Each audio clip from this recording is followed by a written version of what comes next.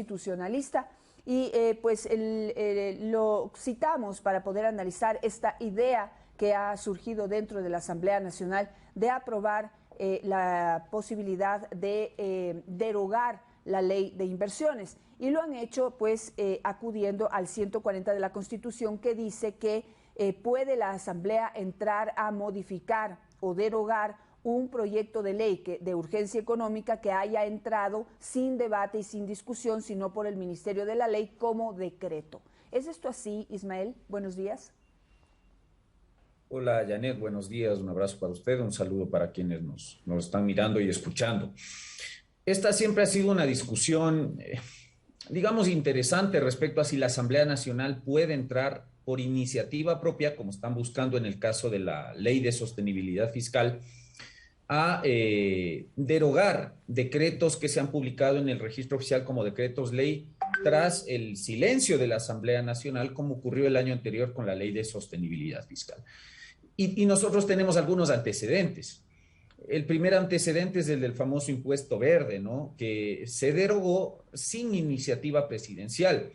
Y el más reciente, las reformas a la ley de régimen tributario interno, que merecieron una objeción presidencial en ese momento de Lenín Moreno y que fueron a conocimiento de la actual Corte Constitucional. Para la Corte Constitucional, entonces, no ha habido problema en que la legislatura, sin iniciativa presidencial, entre a modificar impuestos que han sido publicados en el registro oficial, pese a que la Constitución es absolutamente clara. Cierto es que el artículo 140 establece que la Asamblea Nacional en cualquier momento puede modificar o derogar estos decretos ley en materia de urgencia económica, pero esa norma no puede ser leída ni revisada de modo aislado, hay que leerla en conjunto y en sintonía con otra disposición constitucional que también está vigente, que es el artículo 135. Y esa norma establece con claridad que solo el presidente de la República tiene la iniciativa para presentar proyectos de ley que creen que modifiquen o que extingan impuestos. En este caso, entonces, como se quiere derogar, extinguir los impuestos que se han creado u otros que se han modificado en la Ley de Sostenibilidad Fiscal, lo correcto es que la Asamblea Nacional pueda tramitar esa ley derogatoria, pero lo haga con base en la iniciativa presidencial exclusiva, respetando el 135 de la Constitución. Pero bueno, a la legislatura parece que eso poco o nada le ha importado y se ha dado paso ya al trámite de este proyecto de ley, está en una comisión especializada y yo creo que nos vamos a dar una vuelta en redondo porque finalmente tras el segundo debate ya sabemos cuál va a ser el desenlace, es decir, el presidente de la República vetará la ley derogatoria y con eso la Asamblea Nacional no habrá cumplido el objetivo que persigue de momento, ¿no?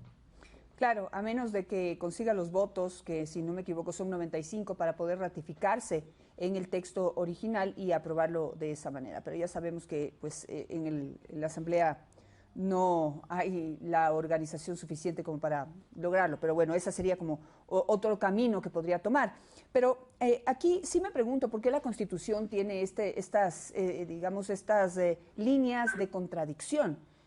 Yo lo interpreto de esa manera, corríjame si estoy equivocada, pero los asambleístas alegan lo siguiente: el artículo 140 de la Constitución, inciso tercero, establece que la Asamblea Nacional podrá en cualquier tiempo modificar o derogar todo proyecto de ley calificado como urgente en materia económica que haya sido promulgado y publicado en el registro oficial como decreto ley sin que haya existido pronunciamiento del Parlamento. Ahí tengo mi duda, porque no sé si no existió pronunciamiento del Parlamento al haber habido una discusión previa, pero a la final intentaron archivar y no lo lograron, no reunieron los votos. Es decir, no hubo un silencio del Parlamento, sino sí hubo un pronunciamiento frente a esa normativa, pero pues a la final la misma Asamblea decidió pues el silencio y entró por el Ministerio de la Ley.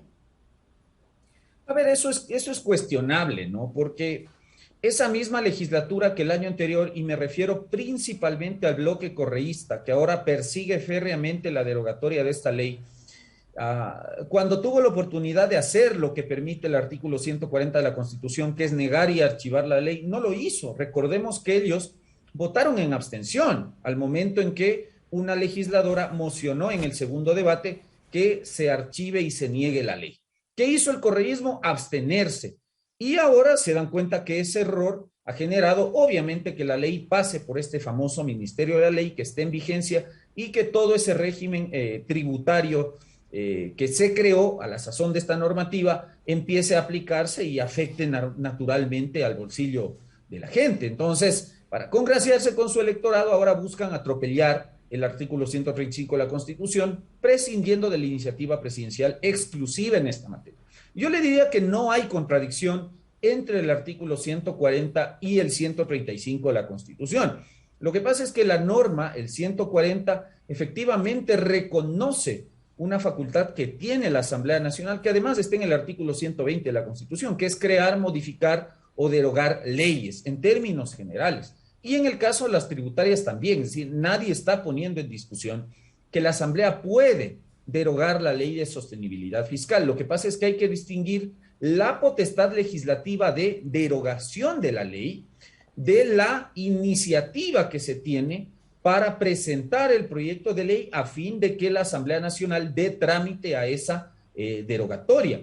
Y el artículo 135 establece ciertas materias o reserva ciertas materias a la iniciativa exclusiva del presidente de la República: incremento del gasto público, creación, modificación o derogatoria de impuestos y otra clase de leyes solamente pueden ser presentadas a iniciativa exclusiva del presidente de la República. Entonces, en este caso, ese 140 de la Constitución no puede servir o no puede ser interpretado para vaciar de contenido o anular lo que establece el artículo 135. Por lo tanto, la legislatura puede derogar la ley, pero la puede hacer solo si el presidente de la República presenta ese proyecto de ley. Por eso es que yo le decía que a la larga esto tiene un solo resultado. Yo no tengo duda que van a haber los 70 votos más también para aprobar en segundo debate la derogatoria de la ley.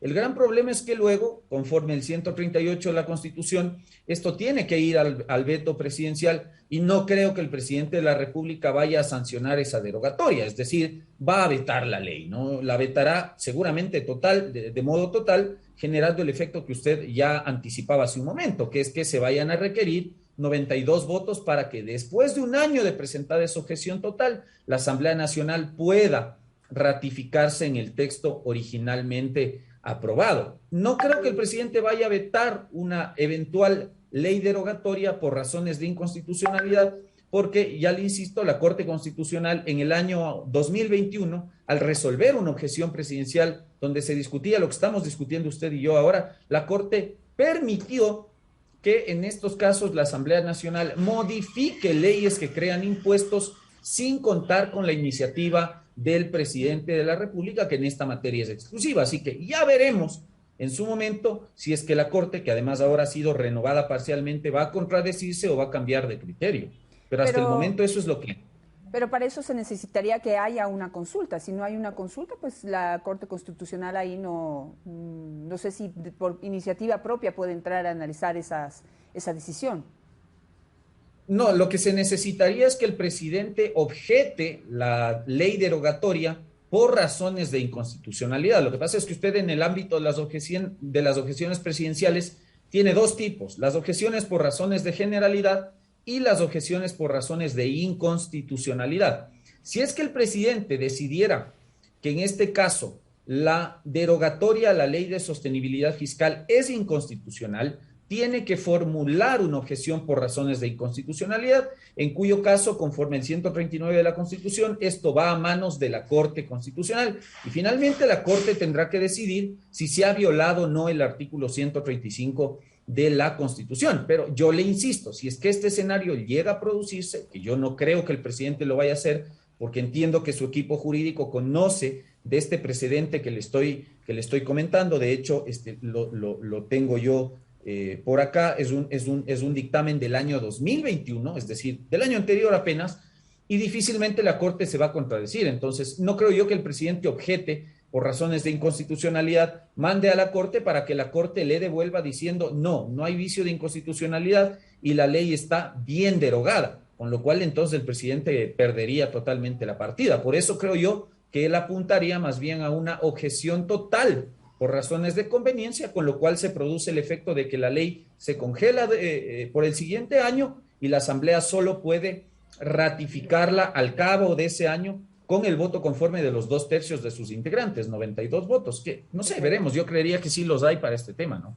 Perfecto. Una última pregunta rápida y con un comentario. En este momento ya se está instalando, ya se ha instalado la Asamblea Nacional para debatir el proyecto de ley de atracción de inversiones. Está instalado en este momento ya el Pleno. Y lo que han manifestado los asambleístas es que en este informe, digamos, en la propuesta presidencial, artículos 123 y 124, se promueve la privatización de servicios públicos y lo interpretan como que se podría privatizar el servicio de agua.